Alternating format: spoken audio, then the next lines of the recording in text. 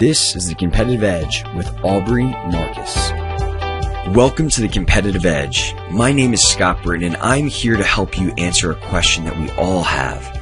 How can I get an edge in my business and life? Each week, we're going to uncover how some of the most successful and inspiring entrepreneurs, entertainers, and thought leaders get an edge so you too can reach your full potential. Thanks for tuning in today. Now let's get started. What is up, and welcome to another episode of The Competitive Edge. Today's episode is a bit different, but still one that I'm very excited about. Growth Hacker TV, an amazing resource for people interested in becoming better growth hackers, asked me to come on and be a guest host for their show. So today's episode is actually one that I did for Growth Hacker TV originally, but it was so good that I had to share it with everybody listening to The Competitive Edge. In this episode, we are super fortunate to have Aubrey Marcus, the CEO and founder of Onnit Labs, come on to the show to talk about how he's created and grown one of the fastest growing health and fitness optimization companies. I've had the biggest man crush on this company since I found out about them because basically they make everything that I love, from cognitive enhancements to unconventional training tools like weighted bats that you can swing around. It's pretty sweet. And Aubrey is going to share some of the key growth strategies he's used after getting the company off the ground. And if you're wondering how he's able to get it off the ground, don't worry, we're going to talk about that too. And I think that this is really just an amazing episode to think about growth, to think about entrepreneurship, and to think about how to create and sell an actual physical product. Now, before we dig into this conversation, I just wanted to share with everybody listening out there that I am down to do more guest hosting opportunities like the one on this episode for Growth Hacker TV. So if you think that your show is a good fit and that I can provide value, let me know. And if I think there's a good match there, I will certainly take you up on that opportunity. And you can just email me at scott@life-longlearner.com if that is something that you're interested in. But let's go ahead and dig into this conversation with the man behind Onnit Labs, Aubrey Marcus. Aubrey, thanks so much for coming on the show, man. My pleasure. Glad to be on. So for those people that aren't necessarily familiar with Onnit, could you give us a quick 90-second description of the company, what you guys do?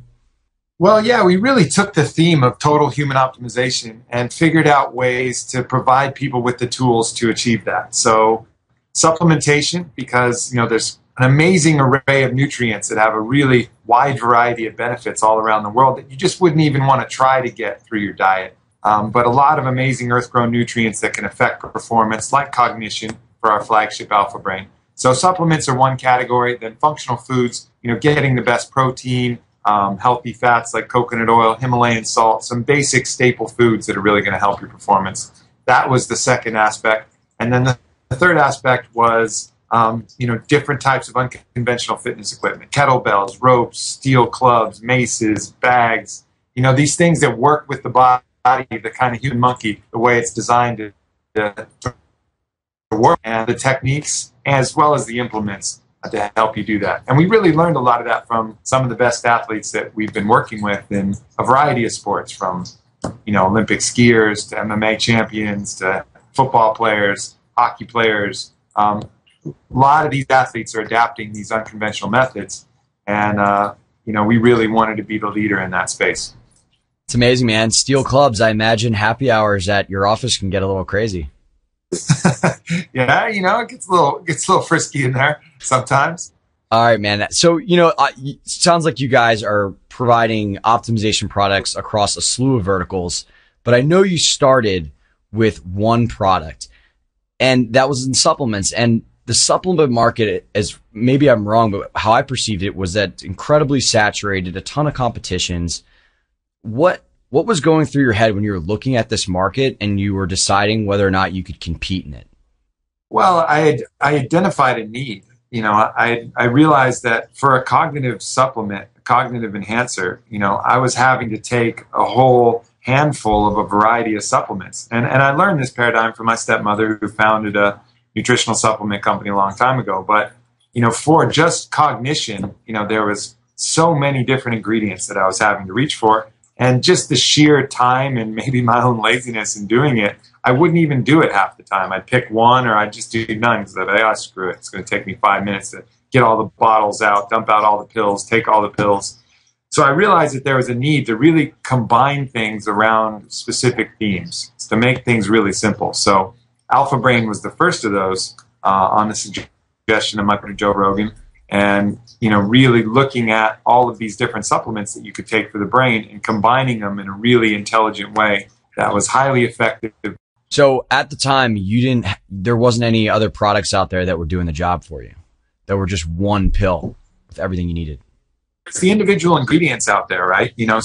But nothing that had combined it in a way that was even close to as effective as I would prefer from making the combinations myself. Got it, man. And was Alpha Brain your first experiment with creating a supplement product? Yeah, we had a couple other formulas that we were targeting towards hangovers and things like that. And that was kind of learning the ropes as far as the production element of it. That certainly wasn't the right vertical for us to be chasing. Our brain kind of refocused the company. Awesome. And I've heard it before, but maybe people haven't. Talk a little bit about the origin story of Alpha Brain and how you came up with this idea and first brought it to market. Well, yeah, basically I was hanging out with Joe Rogan and I said, Joe, what is the, supplement that you would prefer taking? That you would really like to take? And he said, I'd really like a nootropic. And I was like, all right, great. Because I was already, as I mentioned, working with my own combinations for that. And so I said, I'll get to work. So basically took a lot of the stuff that I was familiar with and had a lot of experience taking. Took a lot of the, advice from a doctor that I saw in New York, Dr. Eric Braverman, who put me through a bunch of tests. And, I learned a lot from him. And then, of course, went to my stepmother. And then we started expanding that kind of medical team, and basically came up with a working idea of what we thought a formula could be. Got a sample of that, and we sent it out. And right off the bat, it wasn't the final formula, but we knew we had some magic there because we could feel that spark. Our brains light up and go, "Oh, whoa, this is different." And a couple other things too that happened randomly. We'd call each other the next day and be like, "Were your dreams really out of control? Did you have some crazy dreams?"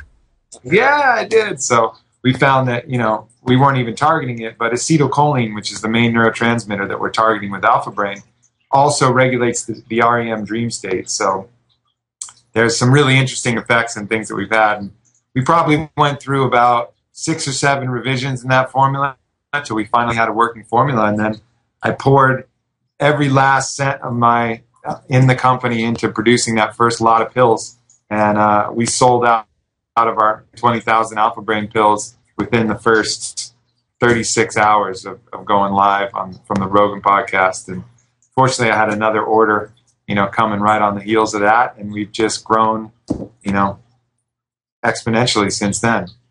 That's absolutely amazing, man. So I'd love to kind of codify the strategy that you took, where it seems like you found somebody who had an audience and who was influential and had a great relationship with their audience. Ask them exactly what they wanted within the context of what you thought there was a need in the market, and then really kind of had this person help you create the product. Do you think that this is a strategy that people can replicate across different industries, across different verticals? No doubt. But I think choosing the person is really important. Because you have to have somebody who has great trust built up with their audience in the topic that's specific to what you're doing, because, we work with a lot of big time professional athletes, and truth of the matter is they're not that helpful for us in our business as our own audience. It could be a big NFL football player, a big hockey player. They have a lot of fans that'll listen to them, but they listen to them, about hockey or about football. They don't really trust them innately about any of these other topics. So when choosing that key person, I think it's important that they have a really, lively relationship with their customers. And I think podcasts are a great example of that. The people who listen to podcast shows really feel like they know that person, and they can weed out when they're full of shit and when they're not. And they're constantly able to reach that audience. So if you're doing something like that, find someone that has a really close relationship with their audience. Not necessarily the biggest name in the world, but someone who has an audience that really trusts them. Makes total sense, man. So I think, a lot of people right now are listening to this and thinking, wow, this is an awesome idea. There's so many different people out there that I could talk to and maybe get to help me bring my product to market, but they might not necessarily know how to engage this person, and get them interested in whatever idea that they had. What I'd love to hear is, did you have a pre-existing relationship with Joe?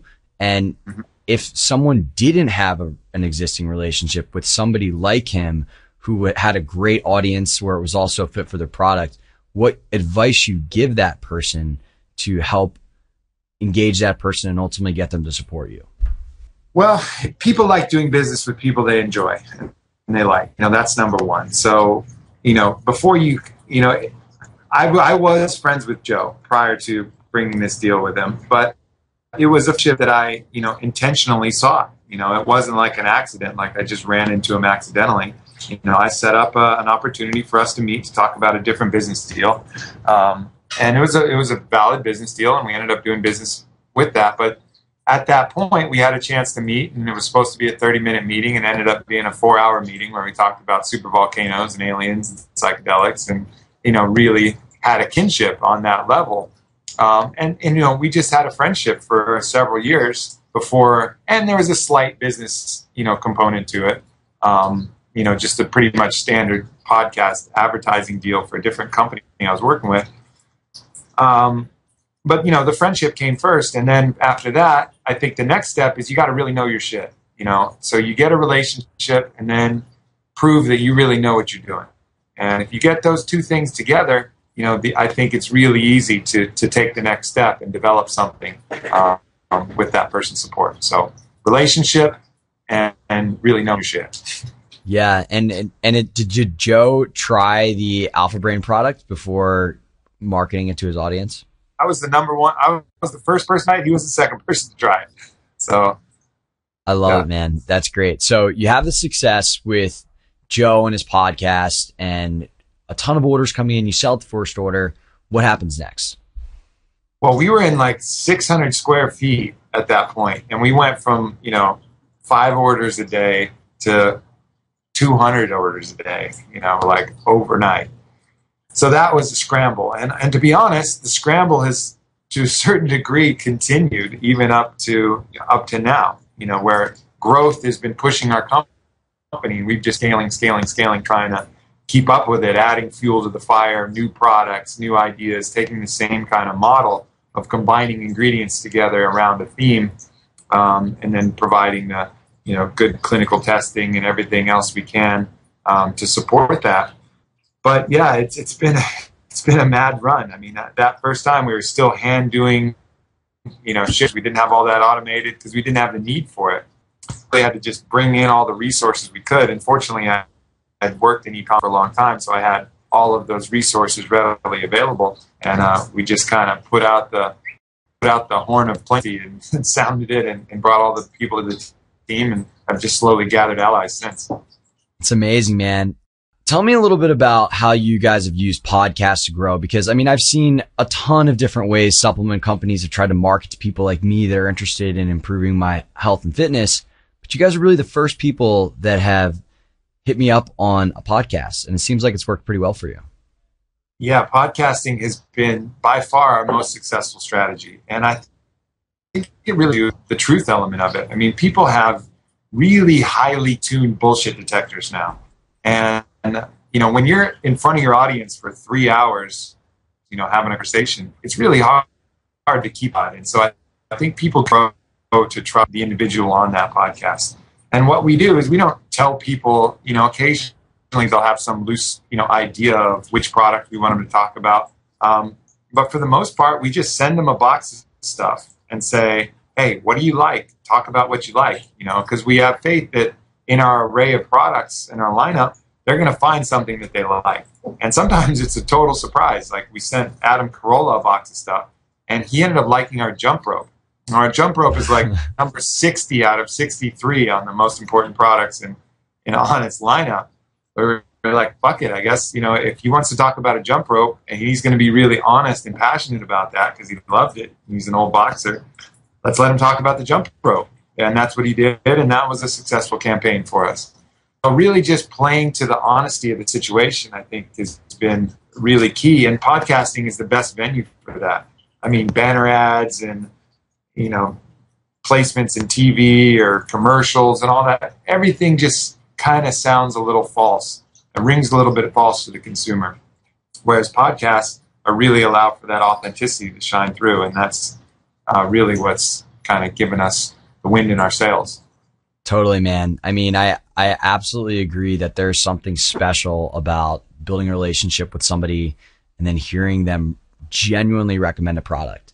I know that a lot of people that listen to Growth Hacker TV, as well as my podcast, Competitive Edge, they're incredibly metrics driven individuals where if they invest in a channel, they want to measure how that's performing.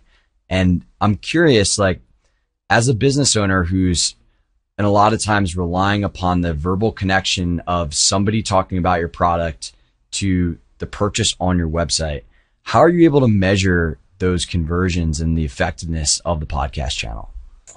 Yeah, there's two ways. One way, you use a coupon code. So use code Rogan at checkout, and save 10% or whatever that is. Or you send them to a unique landing page, Onnit Ellis is what we use for Jason Ellis.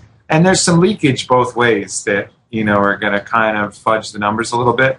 Because obviously with any coupon code, it's going to end up on coupon code sites. So people are going to use that.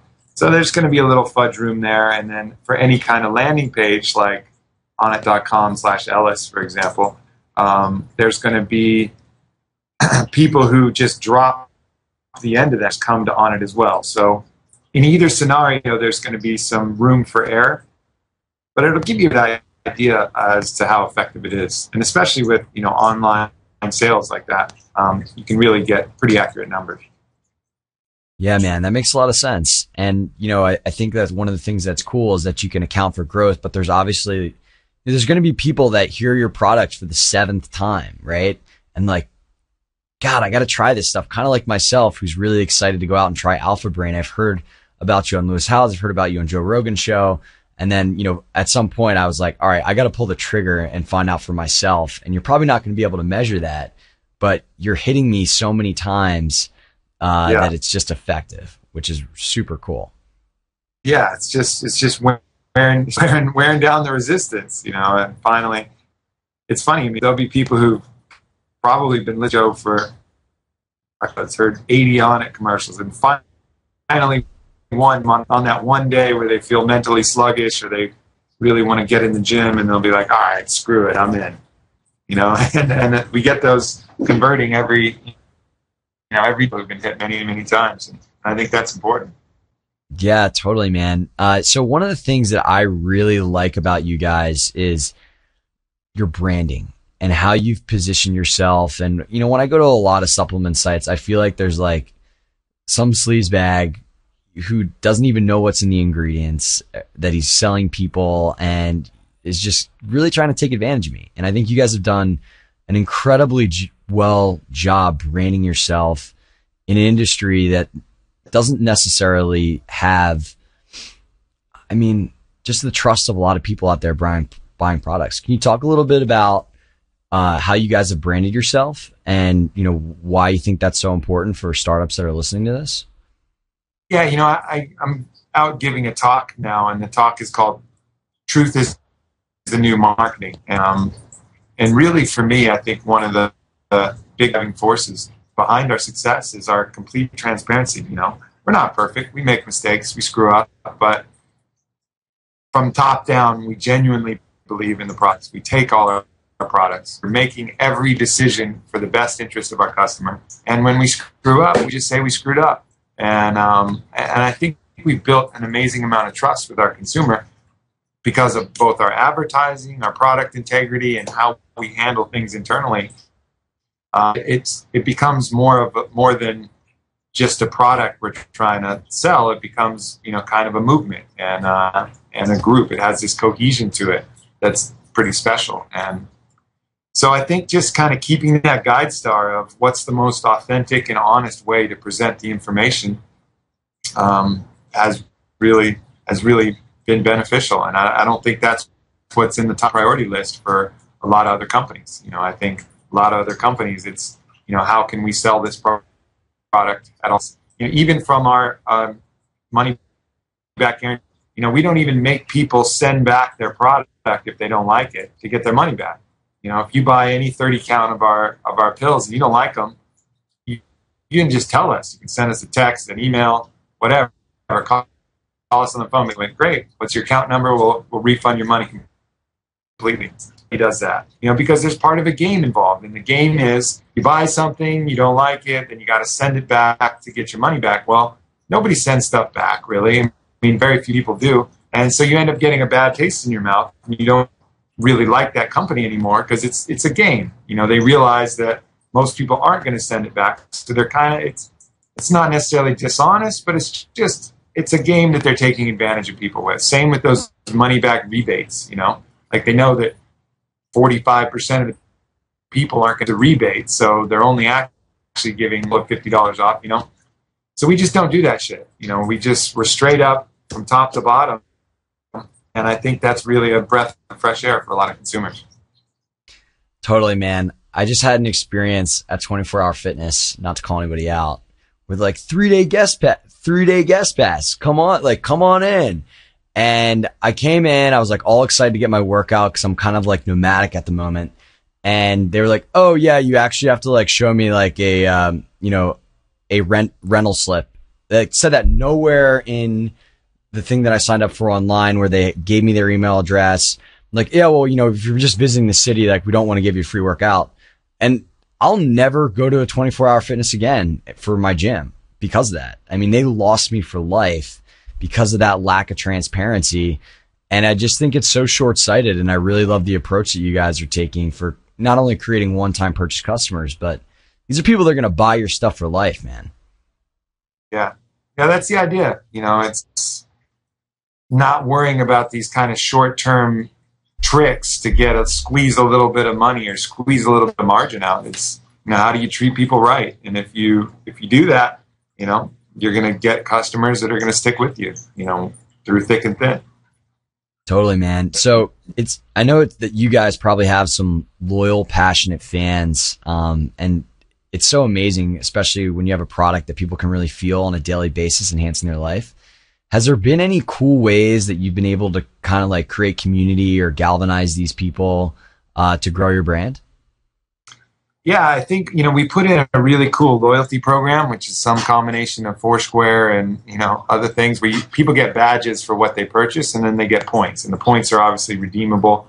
But we've also went to create like custom embroidered patches for certain levels that they can put on their gym bag or their gi or things like that. So, it goes all the way up to the Legend patch, which is a very exclusive club, and they get to do like Skype calls with me where I'll answer their questions and stuff like that. So really trying to, build that community, and we're going to continue to do that. Ours has always been strong, and we put as much stuff out there for free as possible as far as information and things like that. And I think that, that's always appreciated as well. I'd like for people to be able to come to Onnit and not buy anything and still have a positive experience, learn techniques, tools, tips, things that they can use in their life to benefit them, even if they never give us a penny. It's about more than the money. It's about really just helping people get the most out of what they're trying to do here on this beautiful blue rock we got a chance to call home. Yeah, baby. Let's talk about kind of the future right now. It seems like you guys have really struck a chord with a lot of people. You've used the podcast to grow. As you kind of have an outlook here at the prospectus for the future, outside of continuing to create amazing, innovative products, are there any growth channels that you're evaluating, that you're excited about, that you think might potentially be a good fit for you guys moving forward?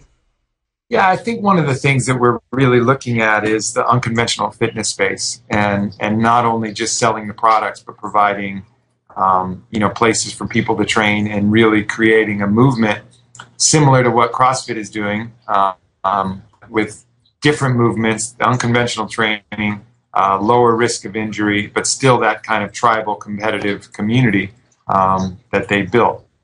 Less culty maybe, but they do a lot of things well. But I think there's some take a lot of what they're doing well and provide another opportunity. So, we're looking to be another major name in that space, and, a place to go who like that kind of put your stats up on the board, everybody working together kind of mentality, but without trips to the doctor, hopefully. Yeah, man, that's that's super compelling and cool. And I did take a look on the website and see like some of the things like the steel clubs that you mentioned and all kinds of cool stuff. So I'm really excited to see where that goes. So tell me, man, there's a lot of people that are probably listening to this and thinking, wow, like this is a really compelling way to think about creating and selling a physical product. What advice would you give to these people who are potentially interested in exploring this route? Well, I think I think there's a couple things to think about, and that's probably wisdom you've heard in many places. About something that you yourself would use every day, use really frequently. Not that you would use just to, but that you would actually go out and buy and use. You know what I mean? Mm-hmm. And if you create something like that, I think that's really crucial, because if you're not going to be that passionate about it yourself, I think you're going to have a hard time selling it, not only to investors, but to other people. So I think that's the first step. And then, the next step, I think really trying to figure out how you're going to get this product out. Because I've had other pretty good product ideas and things, but finding that person like Joe Rogan, or finding, whatever channel that you have that you really think you can reach an audience with, I think that's probably the next concern. So find something you love and then figure out how you're going to get it out. Because these things just don't, regular traditional advertising models, the margins are slim. Maybe you can get the leverage right and you can get something to work. Maybe you can't.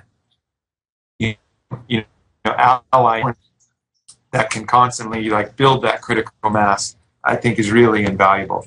And if not, looking at the podcast advertising model, if I had to start with no contacts, that's the way I would go. It's just, finding small podcasts and working out small deals, podcasts that don't even have advertisers on there yet, being like, hey, I'll be your first advertiser, I'll give you $50. And a lot of these podcasters will be pumped just to have an advertiser, because it makes them feel like a legit podcast, So really going deep into that channel, because they're going to have 50, 100, 500, 1,000, 10,000, whatever that number is, really loyal fans. Sure, it may not be Joe Rogan, 10 million downloads a month, but, starting that way, I think is a great way to start. Yeah, it's something that I think a lot of people haven't really explored, and is just going to become more prevalent and more effective with all of these people just coming out with podcasts. Mm-hmm. And I guess another question that I have is really along the lines of for people that just want to think about growth and think about maybe their startup has the first customer, they have 10 customers. Did you guys just do podcasts? Did you try a lot of different things? What's kind of your mindset?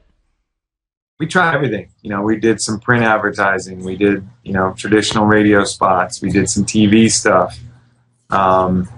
We did SEO work, paid SEO. We did pretty much everything across the board. And some things worked a little bit. Some things worked a lot. Things that tended to work a lot were for the podcast.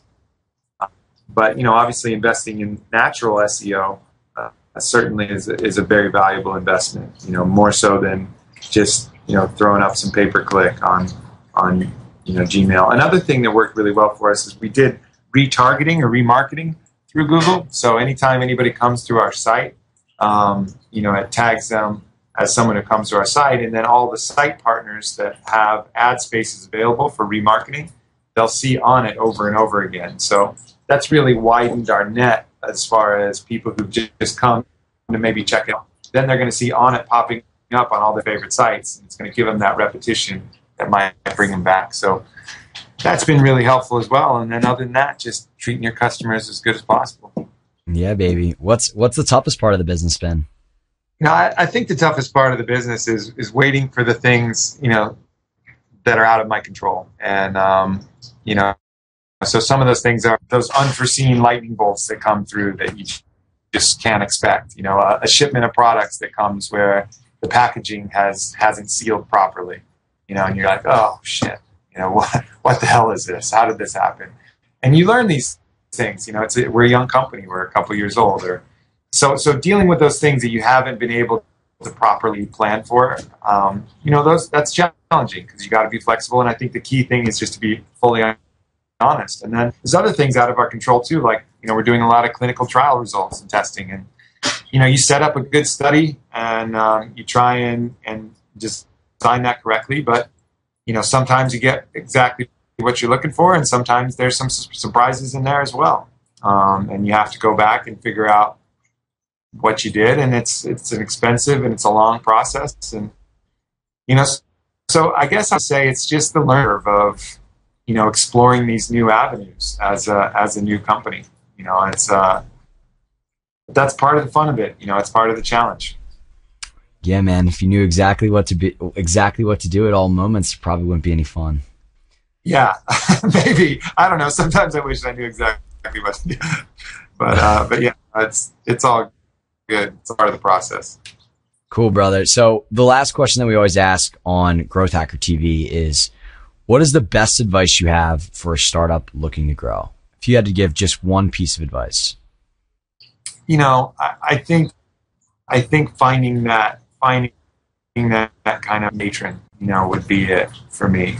That one ally that can really galvanize whatever it is. You know, I think for me, cultivating that kind of relationship with whoever that is really, really helpful. And you know, honestly, wasn't on it. You know, me and Joe could start a comic book, you know, or whatever it was. And if we were passionate about it and we loved it, I think that business would be successful, you know, because other people would share our passion. So I think not only building your own audience, but finding somebody else who has an audience that you can kind of team up with. I think that's really the shortcut to success. There's other ways to do it. And, you know, if you can't, don't, you know, doesn't mean you stop, but if you can find that key ally and be generous, you know, cut them in with the piece that matters to both of you. And then, you know, you'll end up a much bigger piece of the pie way faster. Because I feel like you know, that was a big shortcut, like a big game of chutes and ladders. And we got to take one of those big shortcuts because of that relationship. And it's been a great ride since. I love it, man. I think that's excellent advice. If people want to find out more about you, about Onnit, what's the best place for them to go? Yeah, we're strong in social media. So facebook.com/OnnitLab is @Onnit. We got Instagram, we got everything. Myself, my handle is @WarriorPoetUS. So Facebook, Twitter, it's all consistent. You can keep up and check out what the happenings. And of course, the website is onnit.com. Love it, man. Aubrey, thanks so much for your time today, man. It's been awesome.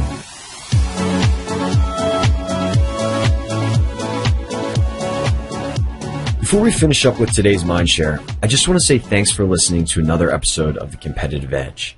If you enjoyed the ideas in this episode and want access to all the conversations, tactics, and Mindshares we'll be sharing in the future, the best thing you can do is subscribe to The Competitive Edge on iTunes.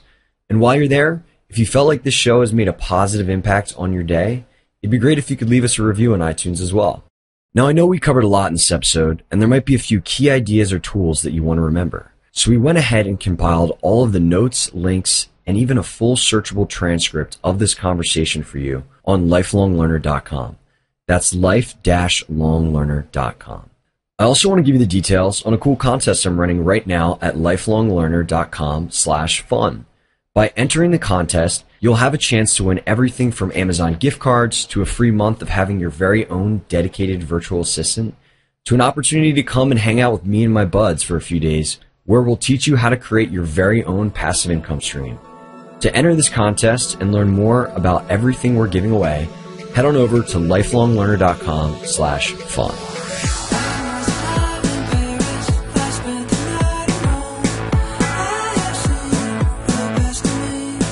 All right, welcome to another Mindshare segment of the show. Super interesting episode with Aubrey, I certainly learned a lot from him. And one of the things that we talk about in this episode is very reminiscent of a realization that I had, which is when creating a new product, think about and really focus on distribution first. So let me tell you a little bit of a story that kind of made me realize this strategy.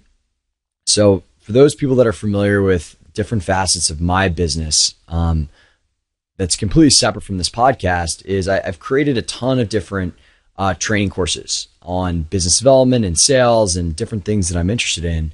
One of those products is on cold emailing and basically how you can use cold emails to get meetings with anyone. And this is a product that I created because I thought it needed to exist in the world. And I thought I had some really valuable tactics that worked incredibly well for me that I wanted to share with other people. And I created the product, I put it up on a website, and not a ton of people bought it originally. And I eventually got some distribution through other sites, and more people have started to buy it. But it's just classic, one of these things where I have an idea, I think that there's a need in the market for it, and I created it and hoped it sold. And probably 6-7 months after I created this product, I got introduced to this guy, Mike, who has this massive email list. And he's like, man, I've heard about your cold email product. I want to take a look at it. I think it would be a really good fit for my audience. And he got back to me. He's like, this is really good, but I think that, my audience is freelancers and less startup guys and people interested in starting their own business. But I think if you were to adjust some of this content for freelancers, that this would be a home run and something that they really need. And I was like, yeah, well, that's cool, but I'm not going to spend a ton of time creating this special training program that's adjusted for your market just for, your email list of 10,000 plus people. And he said, well, if we do this, I'm going to introduce you to 10 other guys that have bigger email lists than me, and this is going to represent a massive opportunity for you. And I was like, wow, that sounds great. And it has been an amazing opportunity. And kind of what I realized was, wow, I would have just used my time so much more effectively if I would have focused before creating anything, before doing all the recording that's involved in creating a training program, if I would have focused on the distribution first and connecting with people like Mike, like other people in industries that I can serve that can guarantee or at least help me understand how I can get distribution before actually creating something, and really hold my hand in the process of creation and distribution so that I create something that's not only going to be spread amongst somebody's audience, but it's going to do incredibly well and serve a market need. So as I move forward in my career, this is kind of the new way that I think about creating products in the market, whether we're talking about software or physical products like we just talked about in this episode with Marcus, or even information products, is think about distribution first, who you can talk to that can get you distribution, and then having that person help you create it. And this is something that Aubrey did. It's something that I've done now. And I just think it's just a much better way to guarantee initial traction than creating something and hoping it does well. Even if you have somewhat of an audience, like piggybacking on somebody else's that's much bigger than yours is just a much easier way to guarantee success. And maybe you aren't going to have success, but at least you'll know, like, wow, I've got this in front of 20,000 people and nobody bought it. Clearly I'm not positioning this right, or people aren't interested in this particular thing. So this is a personal lesson that I've learned over the past year, and one that those people that are interested in creating products or creating things out there should really just think about as you approach that initial creation process. Think about the distribution first. So I hope this has been valuable. And again, if anybody out there has a show or has something that they'd be interested in having me guest host, let me know and I'll see if it's a good fit. You can do that by emailing me at scott@lifelonglearner.com. And I just want to thank you for tuning in today and giving me your time. I hope this episode has been useful to you, and I look forward to seeing you on the next show.